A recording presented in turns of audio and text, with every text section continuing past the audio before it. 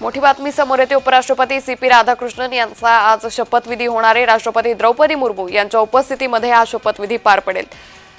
तर उपराष्ट्रपती पदासाठी सीपी राधाकृष्णन जे एनडीएचे उमेदवार होते त्यांचा विजय झालेला आहे। 452 मतं मिळवत सीपी राधाकृष्णन यांचा विजय झालेला आहे आणि आज त्यांचा शपथविधी हा पार पडेल। तर ज्यावेळी उपराष्ट्रपती सीपी राधाकृष्णन यांचा विजय झाला त्यावेळी पंतप्रधान नरेंद्र मोदी त्याचबरोबर राज्यातील महत्त्वाच्या नेत्यांनी सीपी राधाकृष्णन यांचं कौतुक केलं होतं। त्याचबरोबर आता सीपी राधाकृष्णन यांचा आज शपथविधी होणार आहे। राष्ट्रपती द्रौपदी मुर्मू यांच्या उपस्थितीमध्ये हा शपथविधी पार पडेल। सकाळी 9:30 वाजेच्या सुमारास हा शपथविधी पार पडणार आहे। त्यामुळे उपराष्ट्रपती सीपी राधाकृष्णन यांच्या शपथविधीकडे आता देशाचं लक्ष लागलेलं आहे।